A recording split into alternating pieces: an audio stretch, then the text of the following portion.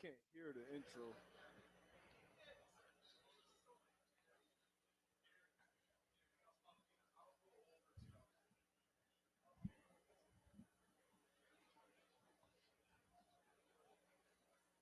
You heard me, Tone? I cannot hear the intro.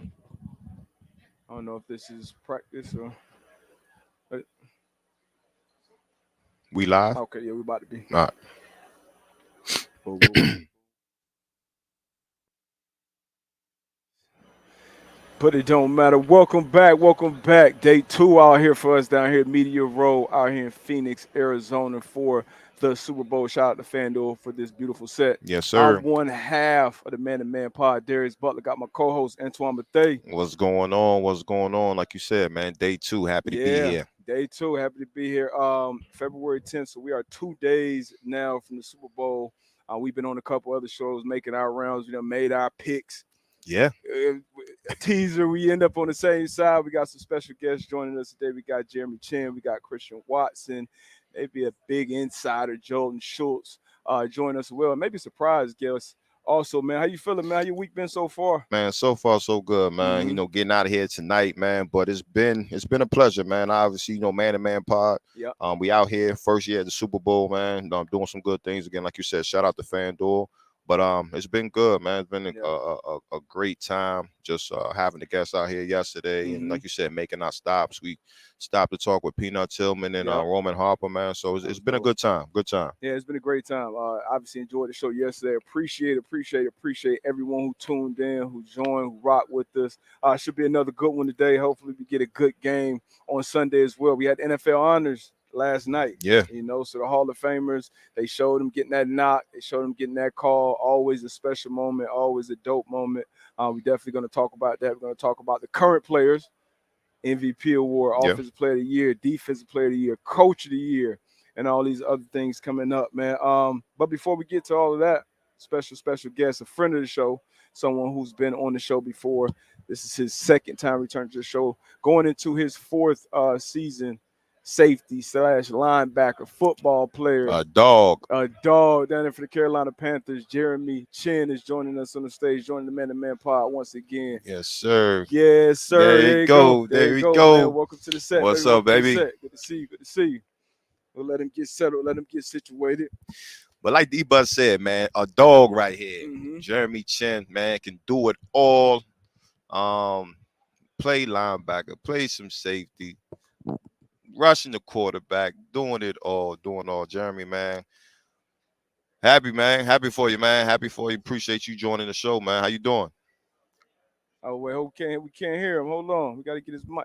Get his mic right. You ain't trying to hear Oh, what there I we got go. to There you say. go. Oh, there we all go. right. There we go. How you feeling, man? How your week been? It's been good, man. I just got here yesterday. Okay. But yeah, I appreciate you having me on. Yeah. Big fan of the show, man. So being able to get here on the Super Bowl is a big deal, man. Appreciate it. Yeah.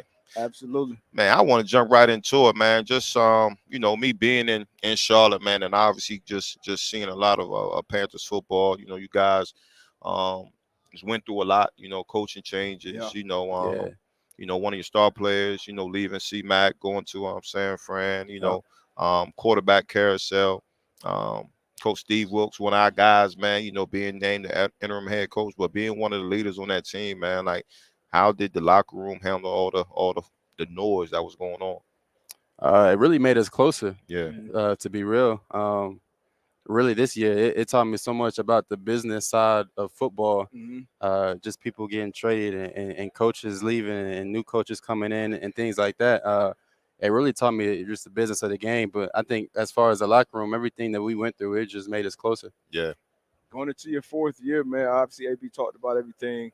That happened off the field, that happened on the field. New coach, new Yeah. head coach. Our coach, our former head coach, Yep. got fired last year during the year.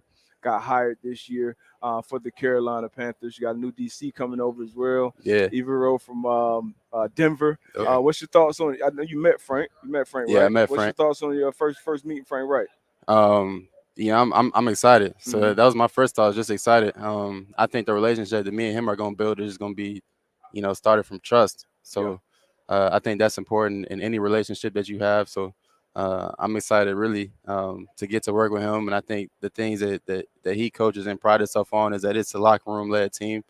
And he seems to stand on that and be prideful of that. But I know the guys are bought in and we're Yeah. ready to get to work. Yeah, speaking, new DC, I was fortunate enough to be a player when he was I guess he was quality control, and then obviously you can see what he did in Denver Yeah. with their defense. How excited are you to have a new DC in Charlotte?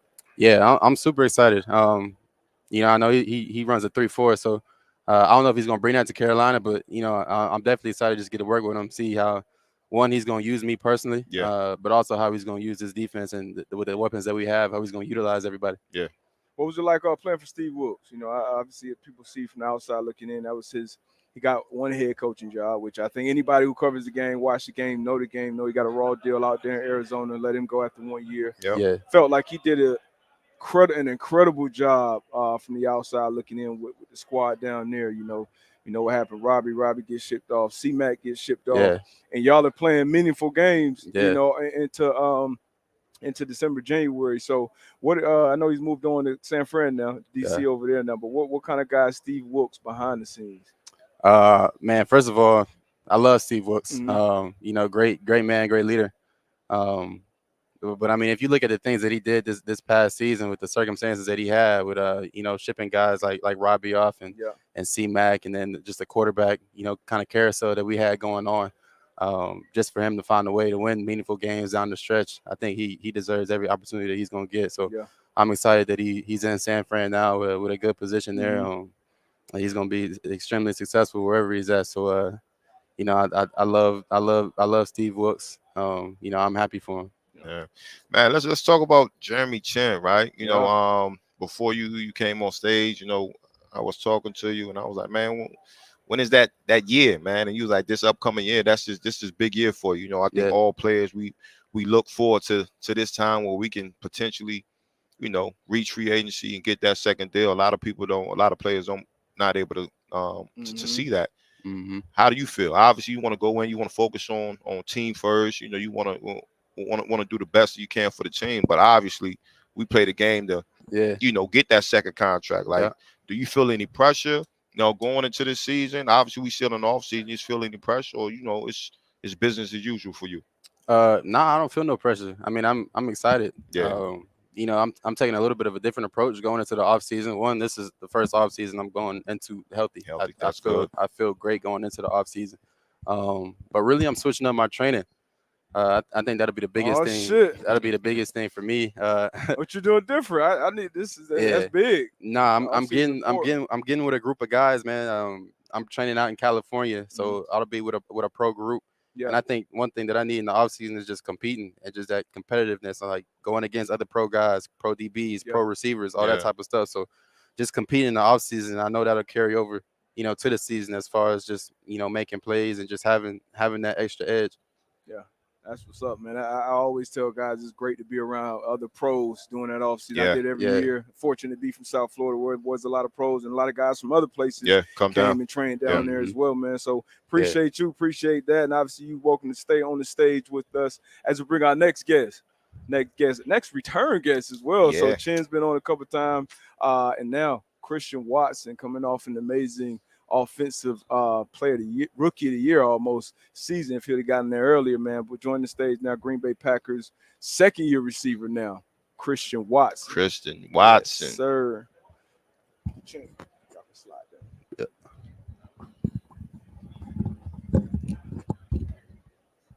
There you go. There you There you go. go.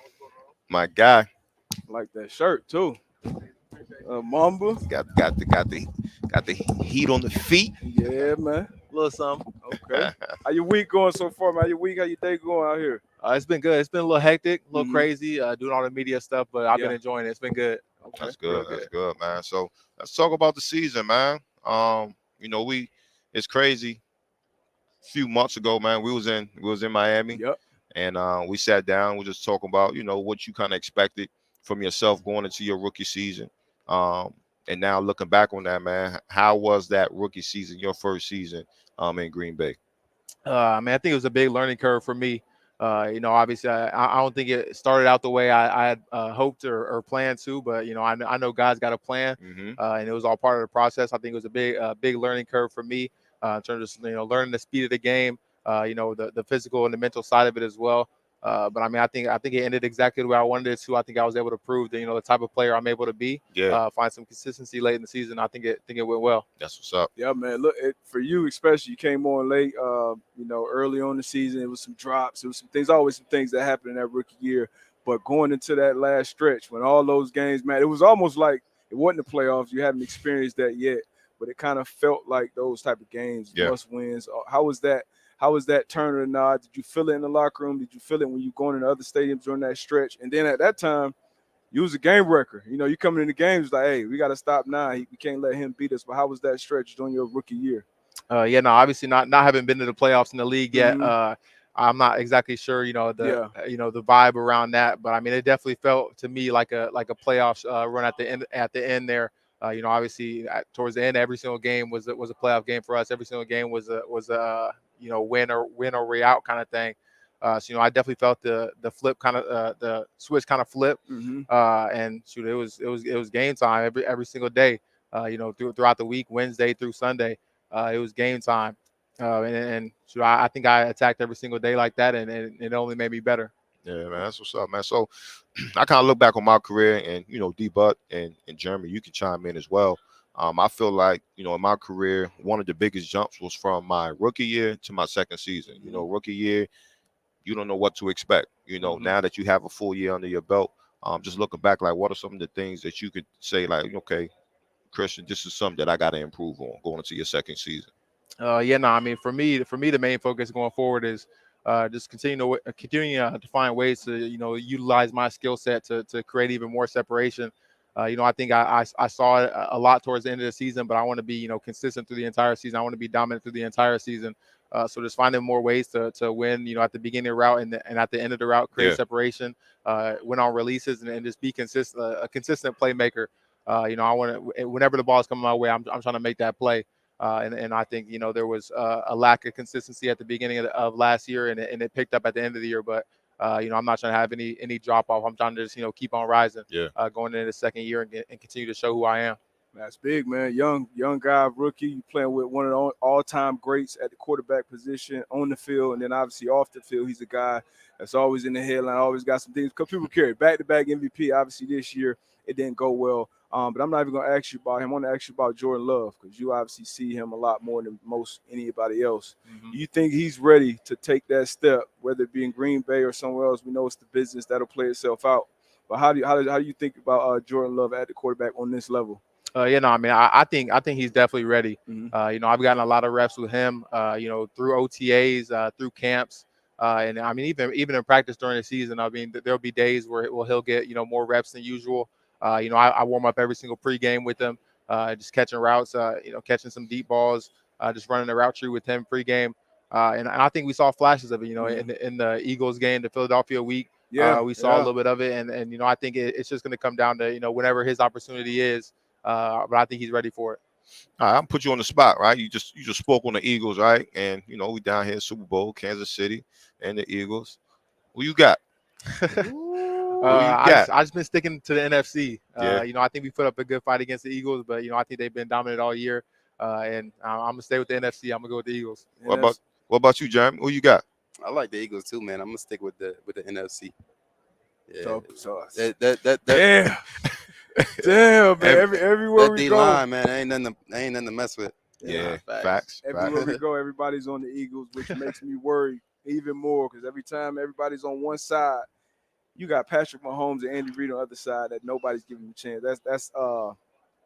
That's crazy. And man. as we all know, you go into a game and everybody is betting against you. Mm-hmm. That just adds fuel to the fire. Cause You know what I they're in the mirror. Hey man, nobody giving us a Right. chance. We ain't shit, huh? Right. But I'm gonna ask you about Haas, Hassan Reddick, man. Yeah. He a guy who I think should have been in the defensive player of the year conversation with what he did, his impact that he has had on the game this year. Yeah. What's your thoughts on Hassan Reddick being one of his former teammates? I knew how he was coming already. Yeah.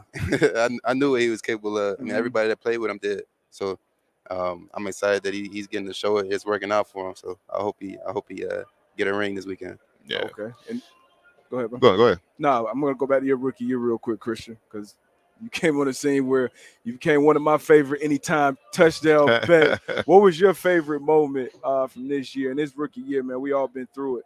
That's the longest year you're gonna have. You're gonna go straight from your season. You go to the combine, preseason. It's the longest year. What was your favorite moment from your rookie year, and did you ever hit that rookie wall that everybody always talk about?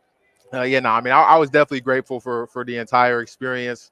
So I'm doing exactly what I love. You know, football is my passion and my love. So grateful for it all. But I mean, I think the turning point for me was one of the most exciting points of the season. I think that week 10 against the Cowboys when I was finally able to pop off a little bit. Yep. I think that was the turning point for me, and I was definitely excited for that. But in Talk terms your of shit now. We had Rudy Ford on here too yesterday, who made some big plays in that game. Yeah, as no, well, for but sure. go ahead, finish. Man. For me, the rookie wall. I mean, I definitely felt the longevity of the season, the longevity of the entire year, honestly.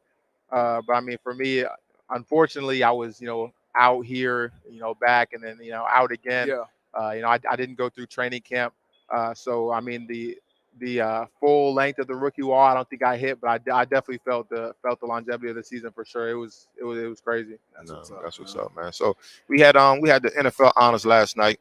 Yeah. Player of the year, offensive rookie of the year. Were y'all able to catch in, tune in any of that? Nah, Yep. I didn't see any of the honors last night. Yeah. I didn't watch anything, but I seen clips, and obviously I had my fiance texting me who won every single award, so I was locked in. I didn't get to watch much of it, but I seen clips of it. So speaking of the awards, right? So I think we had a debate on not really a debate. We had our opinions as far as player of the year.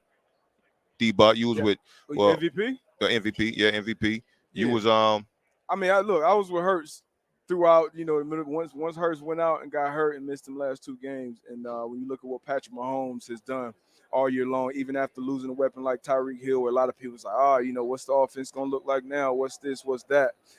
So I'm all on board with Patrick Mahomes winning this MVP. The way he plays the game, I feel like he's kind of entering in that LeBron James kind of conversation, where it's like Bron, by the time he hit year 4 or 5, he could have won. He could have been in that MVP conversation every season. Every season. So I think this is the rightful winner. Jalen Hurts, 14-1 this season. Yeah. He's on the field, wire to wire. He's been unbelievable, but best ability is availability. So I might be the only person in this boat, right? So I get it with the wins. I get, best ability is your availability. But I also think it means a lot, right? When a player isn't there and you see what happens with that team, right? So, like the LeBron effect, to your point. Like when he's on the team, that team is completely better, right? Yeah. When he's not, you see what happens. Yeah. And I just feel like, again, this year, the way Jalen Hurts and the Philadelphia Eagles play, even though he didn't play those two games, if he would have played those games, I feel like the outcome would have been different. If was a fifth, we'll all be drunk, man. What's y'all thoughts on the MVP? Who did y'all have going into it? I don't think you can go wrong with either one of them. I mean, Hurts played like an MVP all year. You know what I mean? He played like an MVP all year. I mean, he can do everything. He can throw the ball. He can run the ball. The way he can affect the game. Yeah. I mean, was it year 3? The way he figured it out. Year 3, really second year starting. Yep. Yeah. So I don't see. I mean, either way. I mean, Pat Mahomes, you can't say he don't deserve it either. You gotta pick, you know pick one. Chin. You gotta put that battle. You gotta put their name, put him in the envelope. Who got it? Jalen Hurts. Hey, Jalen Hurts. What about you, Chris? I agree with what Jeremy said. I mean, honestly, I think both of them, would have rightfully deserved it. Honestly, I thought everybody who was in the conversation could have won it. I personally, I'm a wide receiver, so I was hoping for the miracle of Jay Jettis getting it, a wide receiver getting the MVP for once.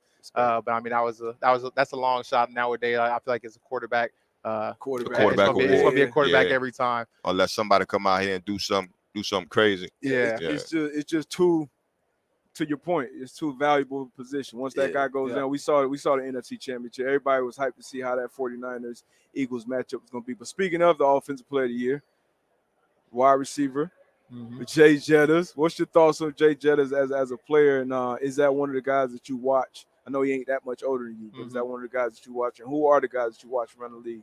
Yeah, no, I mean he's a dog. Mhm. He's dominant. I mean, I think just another reason for that MVP. I mean, I think when you see his impact, on his team, I mean it's a huge impact. Yeah. I mean he's a game changer for that offense, for that team. I think that's huge. So obviously, I definitely think that he deserves that. And I mean, I actually was talking to my coach at the end of the season just about a couple things I could do better. Mhm. And there was quite a few things from Jay Jettas that he would point out, and I would agree with him on. I've seen the way he plays, the fluidity at which he plays. I think it's huge. Okay. So, Chinn, so we talk about Jay Jettas, right? And we play DB as well. And when you Mhm. watching film and you say, okay, this guy's a dynamic, yeah, he's a playmaker, he's a game changer. Speaking, from your viewpoint, your lens, like what makes Jay Jettas like special, as a receiver, but coming from a DB. I would say definitely his fluidity, the way he just get out of his breaks, Yeah. get in and out of them. I mean, he can go up and catch the ball, Yeah. as good as anybody as well. So I would say those things. Yeah. He's fluid as hell. He's smooth out there. So While we on the shoot, I gotta have you one of the best receivers in the game right now. Best young receivers, top 5. Who the guys right now? I'm assuming this guy's on the list, but who you got? Yeah, no, I mean, Excluding yourself. excluding myself, Yeah.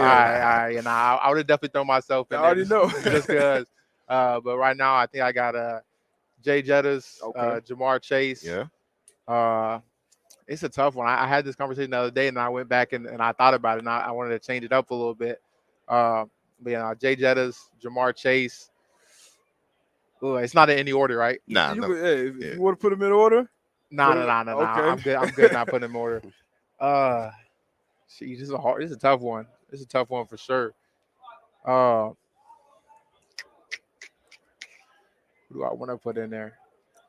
you got 3 No, more spots. I'm gonna let them think about it. Yeah, We're gonna no, come, no, we gonna yeah, come let me back think and about the it, rest of the let me list. think We about got it, another let me think about guest joining us right now, man. Someone that we all play on the field, was on the field in front of that camera. One of the guys behind the scenes has become a big part of the game, being an insider, breaking news, getting information. Yeah. And this guy's one of the best in the business. I met him through the camera a lot on the Pat McAfee show. He's a contributor there. We got Jordan Schultz joining us on the stage, man. Yes, sir. Bringing him to the stage. I know he's been making his rounds. In any second now. It's always a little bop from back there, man. But I'm gonna come back, Christian. I'm gonna come back on Nah, that I got list, you. man. I So got think you. I about it. got I can you. just bump down. Oh yeah. What's up, man? What's happening?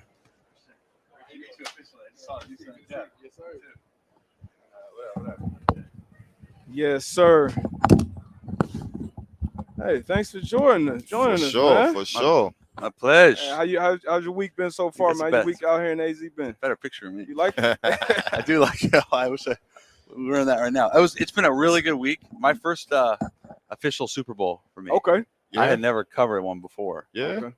Because I hadn't really done the NFL full time until Yeah. the spring. Mhm. And this setup is unreal. I mean, this is Yeah, high level. This Yeah. is our This first FanDuel time is doing it. Doing it FanDuel as money. well. Yeah, so What'd you say? The FanDuel FanDuel money money. different, right? It's different. it is different. I mean, you got Pat, and then the change the set. yeah. It's Yeah, shout out to FanDuel once again, man. The sponsor of the show. They jumped. We collaborated with them this year. Obviously, the best sports book in the world. Yes, sir. That's where I met Jordan on the Pat McAfee show doing some hits. And actually, when I put his number on my phone not too You long had ago, it we 4 had years already ago. connected back in Yeah. 2019, man. But a lot of people know you obviously from the NFL and you breaking news and been an insider like that. But they don't know the story about your pops. Yep. So tell a little bit about that story and why in the fuck would you be doing this with that background? I got a problem. You got to, but go ahead, man. I'm a sick fuck. I'm a sicko. How far back do you want me to go? Just who he is. So how did you get to where you are now? Yep. So I played college hoops. Yep. And for 4 years, not well. And I decided that during that time that I really wanted to pursue the journalism side. Yep. But if you go back, when I was about 16, 15, my parents sat me down and they said, "What do you want to do with your life?" Yeah. And the background of that is both of them come from pretty humble beginnings. Mm-hmm. And my dad came from the projects, and Yeah. he got out because of football. Okay. So football to me was always like special. Yeah. He played quarterback in college, and that's how he got out and got a scholarship. Mhm. So, but when I was 16, we sat down and they said, "Are you interested in pursuing the family business?" Yeah. And what it was my dad was the founder of Starbucks. Yep. And I definitively said no, Mm-hmm. because I felt like not only would it have been not something I was passionate about, but I never would have been able to escape the shadow of that he cast, Right, Yeah. colossal shadow. Yeah. And I never would have. I used to call him the unicorn. I was like, you're one of one.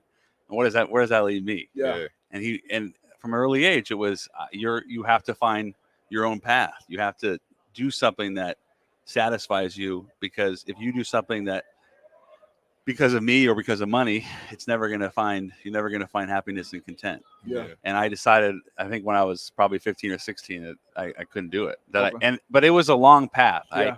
I remember trying to do like an internship, and everyone in the building was acting really strange, and I couldn't figure it out.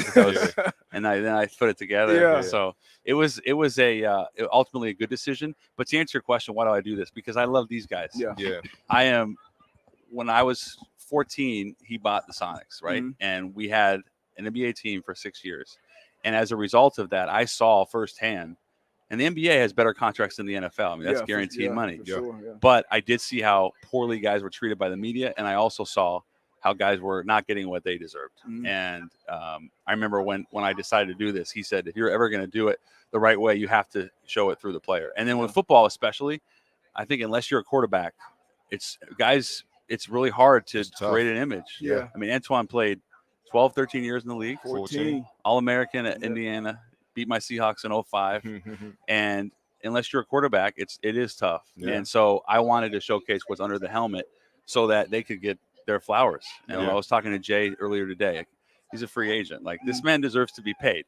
Yeah. And we got to now it's on the media to showcase someone that deserves it. And it's not just about the quick soundbite, right? I wanted to showcase it. What's the day to day? Go ahead, AB. Nah, because we were just talking to somebody, and we were talking about how important the relationship is with the media and the players, right? Why do you think sometimes that relationship between the two gets, it's like a gray cloud over that relationship between the two?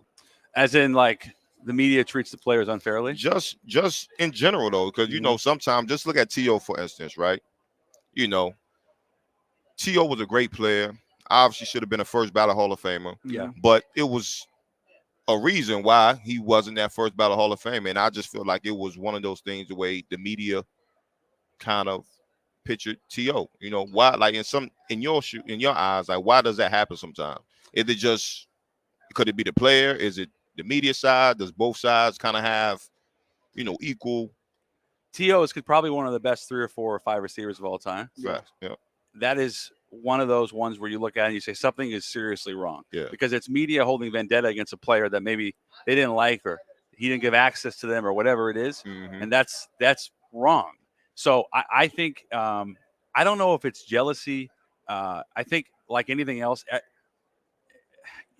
in this business, you learn pretty early on, like, who you can trust and who you can't. Yeah. And I think when you find someone that's reputable, maybe it's a player or an agent or a reporter, but when you find those people, you want to hang on to them because you know how rare it is, right? Yeah.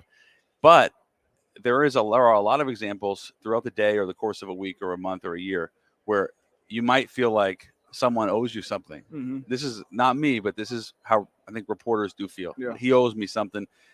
Why didn't I get that? And that's the wrong approach, because nobody owes you shit. Yeah. Yeah. I guess that's the best way I would answer Nah, it. I got get you. it. What's like the day to day, man? And matter of fact, while you're here, you got any breaking news? I saw you over there Well, in Texas. What we well, got cooking up? Well, the big one today was Cliff Kingsbury. Uh-huh. Flew to Houston. He got back from Thailand. Yeah. Okay. So he was in he's Thailand. back. Out there chilling. He got back 4 or 5 days ago. He flew to Houston this morning. Okay. Spent the day with D'Amico, Nick Caserio, who he knows back from his time with New England, and they just hired Matt Burke, who was the defensive line coach in Arizona.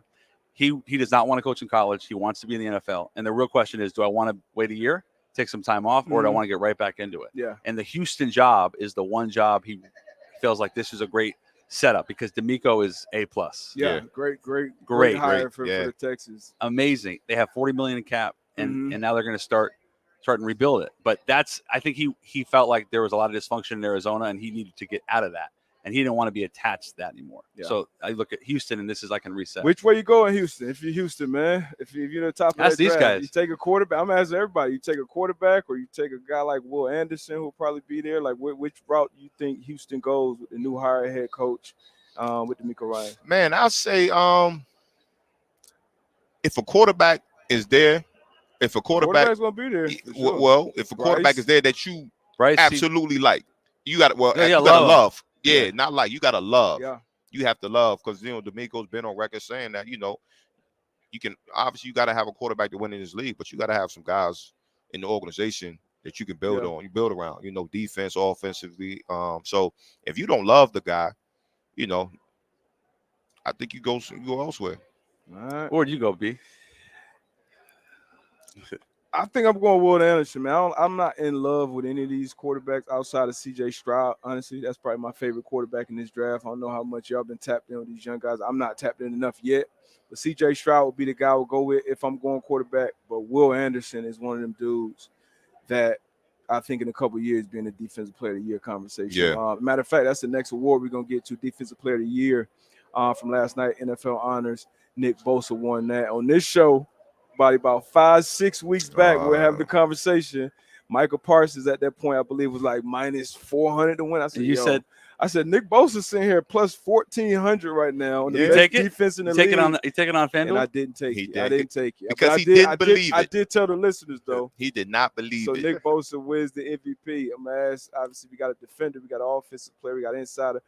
Right choice, wrong choice. We'll start with Chinn. I like Chinn because he's defense. I say it's the right choice. Uh-huh. I mean, I don't know how many sacks he had this year. I ain't really look at the stats like that, but I mean, watching him play, the way he just affects the game, I say it's the right choice. Both where you at with it? I agree. I mean, I think he stood out in a really good defense. I mean, I think their defense as a whole was outstanding all season long, and he still stood out. Yeah. So no, I think that was the right choice. So I love the choice, but I do want to show love to Hassan Reddick. Got to. We were talking about him before you came on the stage. I got up with him 3 weeks ago, and I started looking at the numbers. 16.5 sacks, which was second in the league. I think he was first or second in pressures. Mm-hmm. That defense changed when Hassan Reddick went there. They were pretty good. Now they're elite. Yeah. Hassan Reddick is that guy. And everywhere he's been. He's gonna be an impact player in the Super Bowl. He went to Temple, under recruited. Yeah. Carolina, Arizona. Arizona let him out of the building. I don't know how that happened. There's a lot of stuff that was happening in Arizona that I don't know how it happened. But then, went to Carolina, I thought, they was going to sign him. But he's doing marvelous right now with the Philadelphia Eagles, man. And it's a game changer, game record. I can't argue with this pick, though. Best, I think he was the best player. Yeah. Fred Warner in that conversation as well. On the best defense, kind of wire to wire with DeMeco Ryans once again. Now Steve Wilkes will be taking over. Michael Parsons is unbelievable. Defensive rookie year last year. Yeah. This year he was great as well. But I think Nick Bosa was the right choice. And I got some news in my ear that Jeremy Chinn got to exit the stage because he has another appearance. But appreciate you, Jay Chinn, for joining us. Appreciate again. The conversation was great. Appreciate you. Always. Enjoy the rest of your week. Yes, Payday. He got another year. One more year. You gotta get it. Those are your shades, so that's you, Christian. Oh, it's Chinn. Yeah, that's you. I'm actually. I would love to get Christian's take on when you exploded this year, and you had. I know you were unhealthy the first 6 weeks or so, but I asked Chinn the same thing. But was there a DB who you saw and you were like, "That's different"? When's the first time that happened? You like what you mean by different? Well, like speed, size, because it seems like every week there's a DB. Like when I saw Tariq Woolen, I was like, "That's who's one of those DBs that jumped off." Yeah. Honestly, I mean, for me, before the season even started, I already felt that just going up against Jair. I mean, it's going up against him. Honestly, he's smaller than me. He's a lot smaller than me. So I mean, I knew he had the technique, and obviously he was a crazy great corner. But I mean, I was expecting. I'm crazy. I'm crazy. Come out here. Nice too. Yeah. But I think just the way he uses, his body and his size to still be physical and still be dominant. I mean, it was a shock to me, honestly, the first couple of times going up against him. But I mean, throughout the season, I mean, honestly, I probably say Slay, Darius Slay. Just going up against him. I mean, he would be running down the field with me, talking in my ear, just like saying something like, "Hey, stop running so fast." Like he'll just be like chirping in my ear while in the middle of the route, but then he's still like running in my hip pocket. But he was like just solid. His technique. I mean, I had to do everything I possibly could to. I mean, honestly, I got open and made some plays that game, but I was honestly when they was playing zone or when I was up against somebody else. There was a few times where I was open running the go routes on him and stuff, but he was top notch. Slay has been elite for like for a while. 8 years. Yeah, dog, man, on the while. radar. Another For a great while. addition. Shout out to Harry Roseman. And now I know we got to let Christian Watson go as well, man. But before we let you go, I got to get those last 10 names I got you. on that top 5 list. I'm gonna go with Jay Jettas, Jamar, Devontae, Cooper Kupp, and Tyreek. Oh, okay. A lot of people leaving Cooper Kupp off that list since he got banged up this year, coming off that Triple Crown Super Bowl MVP year. Yeah, no, I'm not gonna exclude him because of this year. I think he still got it in him. That's a solid list, though. That is. That's a solid list. That's a solid list. Top 5 list always tough, man. Appreciate you joining us again, man. As Back on the always. show, another interview after an amazing rookie year by my man. Great to meet you, bro. Nah, my guy. Yep. Appreciate you, man. Yes, sir. Enjoy your week. But yeah, man. So let's finish these awards real quick. Superstar. Oh yeah, for superstar. sure. He came on obviously as the year went on. Young that rookie year get long. Yeah. And what I like about it though, and he touched on is that year didn't start off like he wanted it to. And a lot of time young guys especially can go into the dump. Yeah. But the way he grinded and he fought through it, and the way he ended the season, man, you got to respect that. Yeah, you got to. Yeah. What about your rookie wall? Did that happen? No, most definitely. But it was. Now, I don't know. I don't want to say if it was fortunate enough, but I got injured right when I was about to hit that wall. I had a bad AC sprain and sat me down for 3 weeks. And that was a good thing. That was a great thing. And then we had a Super Bowl run, so obviously with that, it just made the season that longer. Mm-hmm. But it was like 3 games in November, playing against Philly, and I had a bad AC sprain. I had to sit down for 3 weeks, man, and it was, like you said, it was a good thing for me. I just loved you in Indiana. It's man, it was a great time. Yeah, great time, man. Let's get to these awards, man, from NFL honors. Let's continue with the awards. We've showed the MVP, Offensive Player of the Year, Defensive Player of the Year, Coach of the Year. Mm-hmm. I think we both had this guy, one of your former squads, Brian Daboll, out there in New York. Now I felt like it was a few deserving candidates. You had KOC in Minnesota. He did a great job. Mike McDaniel in Miami. I know I'm forgetting some. Oh my, Campbell. MCDC in Detroit. It's a great guy. But Brian Daboll, very, very deserving. Nobody had expectations for the Giants coming in this year. A lot of question marks around Daniel Jones, Saquon. They're going to make a run, make it to the divisional round. You think this? You like this choice? Was this the choice you were on? This is my choice, man. Mm-hmm. And like you said, I don't think anybody had the New York Giants playing the way they played this year. A lot, like you said, a lot of questions behind DJ, Danny Dimes, but the way he was able to come into that building, create a culture. We always talk about culture. That's if you find a great team, you find a great culture, and what he's been able to create over there in a short amount of time, I think it was a real good choice. What about you, Jordan? Yeah, right pick? Or who would you? No, pick? It's the right pick. Did you mention Sirianni? That'd be another one. Sirianni, it was right there. Sirianni. The thing about Daboll was I think there's a lot to do. Daniel's success has a lot to do with Brian, and I wanted to learn more about it. Earlier in the season, the Giants played at Seattle. I think it was like week 4, week 5, and they were off to a good start. So I spent the afternoon with Daniel and a few other guys, and specifically Danny. I wanted to say, like, what is it about him? Because there's a lot of good coaches in this league, and this is his first time as a head coach. What is he doing? And what I loved was there was a confidence with Dave's. That's Dave's BD, but also the fact that he was willing to give someone like Daniel the trust and accountability. I think Kafka to a degree as well, but Daboll really gave him that accountability, knowing that he was going to put in the work. Yeah. But also that I think that as a head coach, don't you become a little vulnerable if I guess you're empowering your player, but what if they're not doing it right? And then how do you? But I think that's a thing where it's the difference between the good coaches and the great coaches, right? So I think all coaches, you want to be able to. I mean, all coaches say, "Hey, look, this is your team." They'll tell the guys, "This is your team. This is your team." So yeah, you are vulnerable.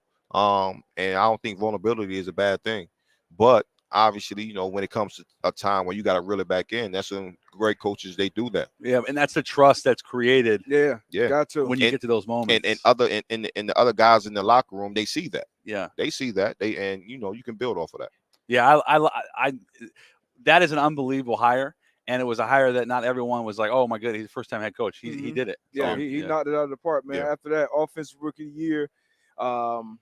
Who did that go to? That went to Garrett Wilson out there in New York. Back-to-back offensive rookie of the year, defensive rookie of the year, same season. I thought he definitely deserved this. His teammate Breece Hall was on an incredible run before he got hurt. You called this one. Yeah, I called this Why? one. Because there were a lot of great receivers in this class, and Olave too. Olave, yep. Christian, college teammates. Yep. Christian. You know, but this guy, what he was able to do, just watching the film, he jumped off the tape. He was, and a lot of people, I heard the murmurings in the draft and saying he was going to be the best one. His explosiveness with the ball in his hands, how he ran routes, and then the production he had with the quarterback situation. And I was about to say you know what I mean? You went from Zach Wilson, where's that situation going? You may have more insight on that than I do. Mike White, Flacco. You had 4 quarterbacks, I believe, throwing the ball as a rookie receiver trying to figure it out.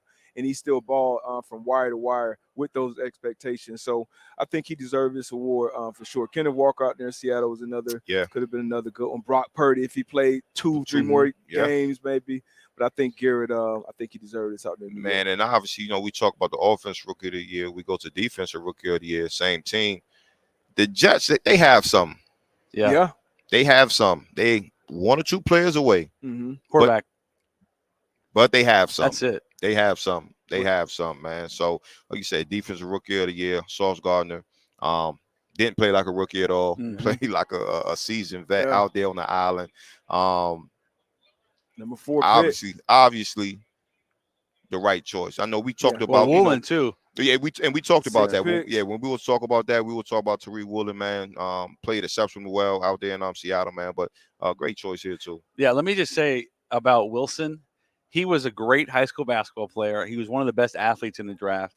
And Brian Hartline, who has built a factory of wide receivers at Ohio State, he told me that Garrett Wilson, kind of like Dwayne Wade, in terms of he was like just so smooth and so athletic and just different. And then he talked about Olave too being super special. But Wilson was the Dwayne Wade comp, I think. And that I love that one. And then also with Sauce, have you seen a more technically sound corner as a rookie?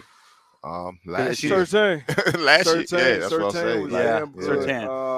Was damn good last year. Surtain is fantastic. Yeah, Surtain is unbelievable. Obviously, his pops laid that groundwork. But for Sauce to come in, you get drafted 4 overall. Obviously, the expectations are there. He knocked out the park. And when you come in, especially the corner, and those pieces that are around you matter. They brought over Whitehead from Bucks. For the Bucks, DJ Reed on the other side, Robert Saleh running the show. You know, that whole unit played amazing together. CJ Mosley, I feel like had a good year. Quentin Williams up front in the middle. And Quincy also. Quincy. So that whole defense. And Tariq Woolen, he went in and played unbelievable well too. Aiden Hutchinson, second pick in the draft, great off the rush. Out there getting picks. Got 3 picks as well. I mean? Yeah. So you know the league is in good hands per usual. Both sides of the ball. Yeah. Both sides of the ball. Comeback player of the year out there in the Pacific Northwest, Geno Smith. Man, I'm gonna ask you about the quarterback situation there and in New York. What do you do if you're the New York Jets? You're the front office. You Woody Johnson. You Joe Douglas. What do you do at that quarterback position in the New York Jets before we get to our former Jet, current comeback player of the year, Geno Smith? What do you do? What would you do? That's man. I'm gonna let Mike rock. You keep Mike White on the roster. Free agent. He's gonna get paid. Someone's gonna give him some real money. Somebody's gonna pay him, man. Yeah, I don't know if it's gonna be the Jets. He's because or you know what? Rodgers? No, I'm gonna make a big splash. I'm gonna try to go get a A-Rod, maybe see what Jimmy G looking like. Because again, I feel like they 1 player away. Yeah, they 1 player away. You know, you got guys on both sides of the ball. I think you either keep Mike or Aaron Rodgers. Do you go all in on Aaron Rodgers though when you know it's a situation where after this year it's gonna be like, hey, what am I doing? If you can get a 2-year commitment, that's the Raiders also. I mean, that's another team to watch for there. Yeah. But the thing about the Jets, you mentioned they have so much young talent It's like on both sides of the ball. yeah. You know, Jermaine Johnson's another one. He had a really good rookie year out of Florida State. It's just like one after another. Michael Carter coming off the injury, or no, Hall coming off the injury. Carter played really well. Carter, yeah. So they're ready to start. If Aaron Rodgers is on the Jets next year, that's an 11-12 win team. Yeah, I agree. Different. So if you feel like you're a piece away, we've seen teams now do it. Man. Tampa, the Rams, they've title. Do it. Yeah, see, that's the thing. It looks great on paper. Obviously, they're going there and compete, I think, with Aaron Rodgers at the quarterback position. But you just talked about all this young talent, right? They are set up to compete for a decade if you get that quarterback position right. Aaron Rodgers, you're going to be right back in as Colts fans, as former Colts, you don't want to be in that quarterback carousel year in, year out. And I think with Aaron Rodgers, we know at this point, obviously a great player on the field. We know once that offseason comes, it's going to be, he's 15, 16 years in the game at this point. So what you do? What does D-Bud do? I try to find a gym in the draft. Oh, man, it ain't too many free agent quarterbacks out here, so that's what I do. We're not gonna have that Brock Purdy. We're not gonna have another Brock Purdy story. I don't think. Somebody, man. You want to talk about Geno really quick? Oh yeah, for sure. What did that graphic over to come back? Well, let me just tell Geno you. Smith. Yeah, they wrote me off. I ain't right back. Yeah, I'm everything he has done. The guy, talk about payday. He deserves it as much as anyone. Yeah, he's up. I spent some of this morning with DK, and I wanted to know what is it about Geno? And the word I kept hearing was preparation, and the fact that his checks were as good as they were, and the belief that everyone had in him, and that he didn't say a word when it was Russ. And the second he had his chance, he full blown through the door. Yeah. And I'm so happy for the guy. Yeah. I can't think of anyone that deserves it more. And he's gonna get. Geno's gonna. I think it's gonna be Seattle. They would love to keep him. They got to find a number that works for him. What do you think that number comes in around 35? I think that's mark. I think that's about right. 30 to 35. I think it's somewhere in there. Because if you think about Burrow could get 50. Good. He should. Yeah, he should. I mean, Cincinnati usually doesn't pay. Burrow, and then Hurts 40 plus. You can't put Herbert right there with Burrow, but I mean, I get it. Yeah, but Hurts 40 plus, right? Mm-hmm. You got all these really, really outstanding young quarterbacks, but then you have Geno who's 32, but didn't play for 8 years. He hasn't been hit really. Yeah. This is the first year. So I've talked to him about how well he's prepared and his synergy with Shane Waldron, the OC, and it is a perfect match. And they have done a great job surrounding him. But he deserves the credit. So he was my pick for comeback player of the year, and that's your home team, man. How do you feel good about that as a not only a pundit or insider, as a fan of the Seattle Seahawks? Do you feel like Geno Smith? How do you feel as a fan moving forward with Geno being the centerpiece of that team? Well, I love it because I love rewarding your guys when they deserve to be rewarded. Yeah, and Geno, you send a great message because they paid a lot of guys that have played great for them. DK, Tyler. So now you're sending a message that we take care of our own. And the Russ situation got very toxic those last 3 years. Yeah. And now you have a guy who is the antithesis of Russ. Very low key, off the radar, puts in the work. And I can't tell you how many guys have told me in that locker room, first one in, last one out. Yeah. Definition of it. So I feel great about it. I'm always going to be a Seahawks fan. I met my wife at a Seahawks game. Okay. So I rock with the Seahawks. That's why I was saying fucking this guy in 05 Super Bowl. But that's another story. So I feel really good about it, and I do think they're going to find a deal. All right, man. Appreciate you. Thank you, guys. Yeah, man. Stage, man. My pleasure. Great. Thank you. Have a good one, man. Yes, sir. But we got appreciate you. Thank you. Appreciate you. Enjoy your week, bro. Yeah, anytime. Yes, sir. Oh wait, Super Bowl pick. Who you got winning? I didn't get your pick. KC 27-23. You're the first guest we've had. First guest to pick KC. Yeah, good pick. Good pick. Let's go. Appreciate you, man. We'll do. Sure. All right. Yes, sir. We had some great guests today. Christian Watson, Jeremy Chinn, Jordan Schultz. We got one more guest. Bonus guest. Oh. You even know about this, baby. I just got this in my ear. Who this? Colt, too. Who? Safety. Who? Coming off his rookie season, Rodney Thomas had 4 picks last year as a rookie. So we definitely, as 2 former Colts, we got some questions for Rodney Thomas. Join the stage, the man-to-man pod right now. Once again, shout out to FanDuel Sportsbook for this incredible setup. You got that read? I got it. You know, I get nervous. Man, you know what? I got it, bro. I got it, bro. Sure? I got it. I got it. I think. Okay, here we go, man to man. NFL Super Bowl. Here we go. This year, the only app you need at your Super Bowl party is the FanDuel, America's #1 sports book. Download FanDuel now and use the promo code M2M Live. so you can bet Super Bowl 57 with a no sweat first bet. You'll get up to, you read this yesterday. How much? You get up to how much? What, 3,000? $3,000 back in bonus bets if your first bet doesn't win. FanDuel lets you bet on everything from the money line to the spread, anytime touchdowns, all that. On the top-rated sports book that's also safe, secure, and super easy to use. Best of all, you get paid on your winnings instantly. Fast pay makes fast friends, baby. So join FanDuel with the promo code M2M Live to claim your first no-sweat first bet on Super Bowl 57. Make every moment more with FanDuel, official sportsbook partner of the NFL. Tone, we got Rodney Thomas coming out, or nah? Okay, bet. We got him joining us. Hey, there you go. What there it do, man? How you doing? What's good? What's happening? Welcome to the day. You can sit right there in that first chair. Throw them headphones on. Okay. You got us? Yeah, you hear me? Yeah. How your week going so far out here in AZ? It's been good. Just got down here, so just seeing what's all like happening and stuff. Just going around my age and just seeing different spots and stuff. Okay, it's been cool. So, man, rookie year, man. Let's talk about it.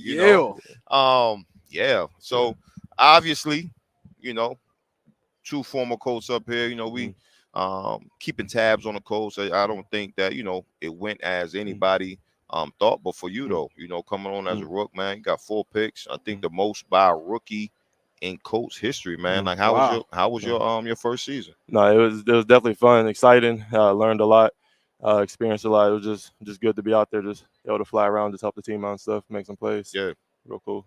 So coming into camp, being a 7th rounder, coming in, you got to earn it every day. What was that? What was that mindset like? That chip like on your shoulder when you got to Indy 56? What was training camp like? And then as far as your expectations versus reality of how your seasons went, what's the difference between those two?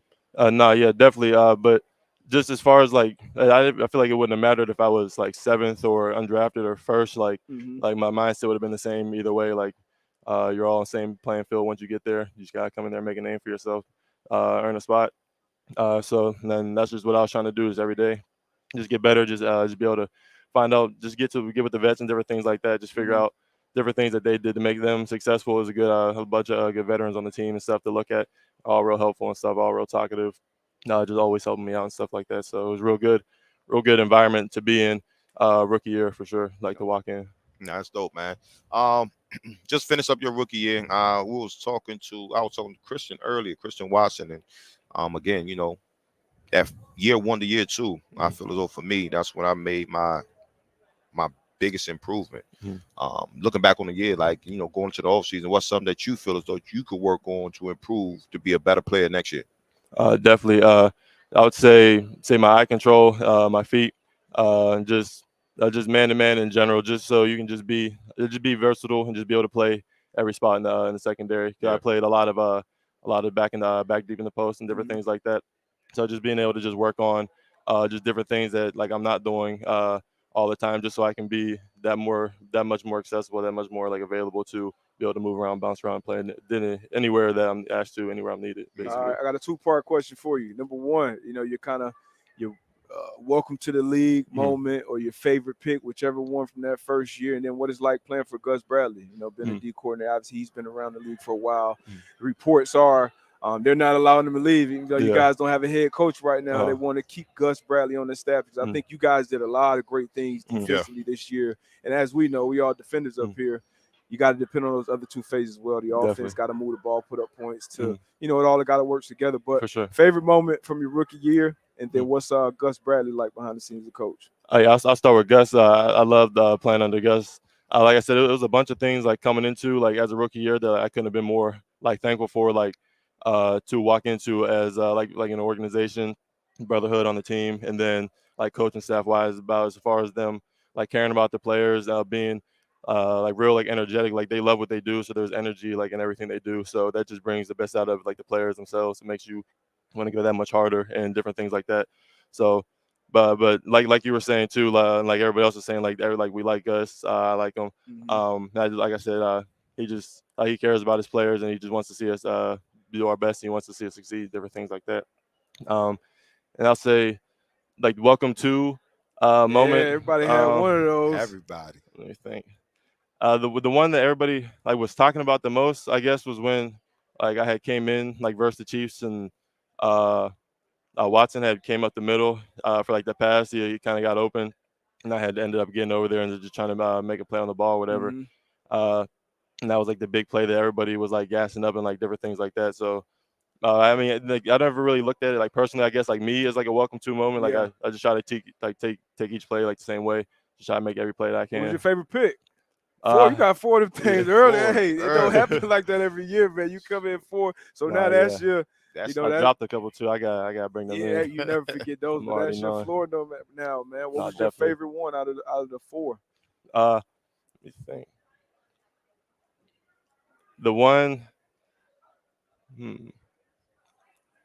The one versus the Chargers was nice because that was kind of like bing bing play. You got tipped real fast. I tried to make like effort play real fast, scoop it up.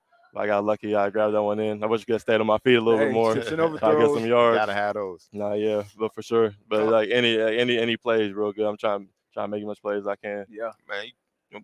Back there playing safety, man, and one of your DB coaches, man, he played in the league. Hard hitter, Mike Mitchell, man. How is it being in the room with a guy that's done it? Definitely. That's done it. Like how helpful was he throughout the year? Mike been like since day one. Like I've been with Mike. He been nothing but help. Nothing but like he's just real. Like just like the whole staff wise. But he's real like caring. He's real. He just demands the best out of you. Demands nothing but like perfection out of you. So me looking at him, that's like the perfect thing that I could be into, because he's gonna demand nothing but my best, and he's gonna accept nothing less than that. But like you said, like just like being like around a guy that's been in the shoes, that's played the position, different things like that, just seeing like getting his perspective just adds that much more to your game, because like players know like playing on the field, it gives you a whole different perspective, and then coaching wise, like you get like a whole different perspective. So just being able to add all those different things into the game, it just makes your game that much better. But Mike's been nothing but the best for me. I like working with Mike a lot. He's real cool, man. And we gotta ask you before we let you go. Big game. Philadelphia Eagles, Kansas City Chiefs. You know, you played against both of these teams. Actually. Yeah, for sure. Number one, which one of these had the tougher offense? I know you got the win and loss against one, but which one had the tougher offense, and which team leaves Phoenix, Arizona with the win? All right, I think. Let me see. Kansas City is always a tough offense because they do so much. Like they got so much like different. Like they got trick plays, misdirection.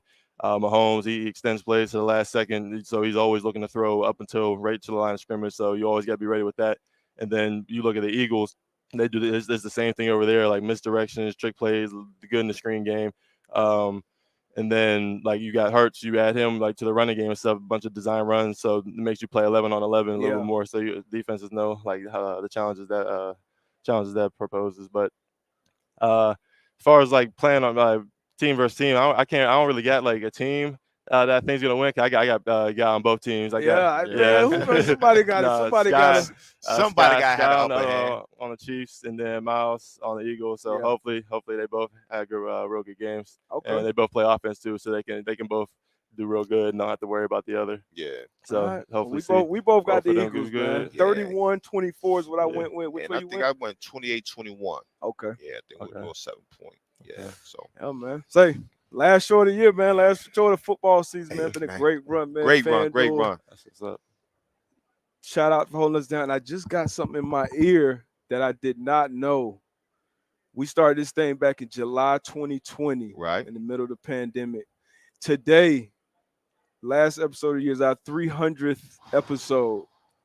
You know what I mean? 300 episodes. Take a shot to that later. Great facts. Great guests. 300. That's what's up. Yeah. So, hey, you're our last guest. Nah, that's hard. 300 episode, 3 DBs, Coach DBs. Hey, appreciate you. Hey, I appreciate you. That's been tuning in. Appreciate y'all for having me, though. Good luck going Good forward. luck. Yep. Good luck. Thank you, everybody out there who's been tuning in for 300 episodes, man. We got plenty more to come with FanDuel. Best sports book in the world, being our sponsor as well, man. Great Super Bowl coming up. And once again, appreciate y'all for tuning in. We are out. Peace.